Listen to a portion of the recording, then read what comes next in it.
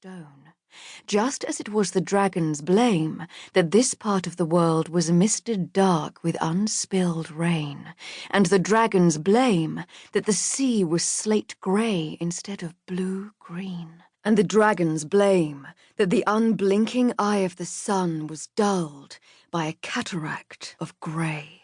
When the dragon was slain, if he managed to slay it, this part of the world would brighten again, and Emory would be the light-bringer as well as king.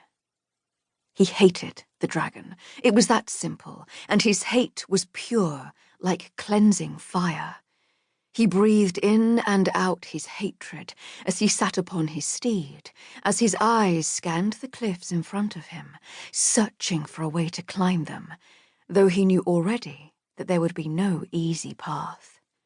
Who had built this castle into these cliffs? It was a mystery without an answer. Had they built it, or had it been born?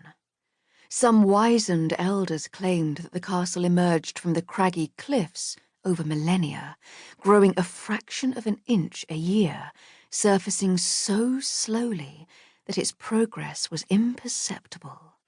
Others countered that the castle had not emerged at all, but simply had always been, like the sea, like the cliffs themselves, and to attempt to trace their origin was a fool's mission. No one knew how the castle had come to be, and Emory did not care. He did not care why a sun hung in the sky. It did, and that was enough for him. As long as it warmed his back each day and disappeared each night, Emory had no desire to waste his time examining the whys and wherefores behind its existence. And that was how he felt about the castle and the cliffs, the sea and the sky. The world was made. That was all. This resolved and set aside left Emory with just the question of how best to conquer it. "I'll have to scale it, Reynard," Emory said.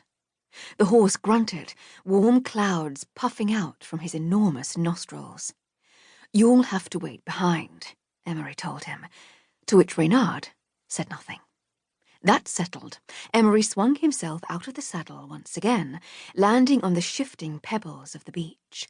They crunched together under his feet, like bones grinding. Reynard would not need to be tied. He was a good horse, and he wouldn't go far. And if Emory did tie him, and then were to die, either falling from the cliff or in the jaws of the dragon he expected to encounter up above, Reynard would die as well. Everything and everyone dies, of course, but dying while tied by the reins to an outcropping of rocks at the base of a cliff seemed like an undignified way to go. And Reynard was not an undignified animal, and Emory was not, he thought, a cruel master. Once again, Emory unhooked the long leather strap of the girth, pulling it from the brass ring at Reynard's side, unwinding it as the horse relaxed his gut. He heaved the saddle down from Reynard's proud, high back, revealing a square patch of sweat-wet fur, which Emory rubbed dry with the saddle blanket. Then he grabbed the crown piece of the bridle from behind Reynard's ears and pulled it forward, the bit clanking against the horse's teeth. Freed, Reynard stretched his neck long and wandered off, snuffling along the pebbled beach in search of the few grey tufts of seagrass. Emory considered himself to be horselike in all the best ways. One thing he could do was place blinders on his own vision, focusing on the singular task in front of him, and this he did now, preparing himself for the climb.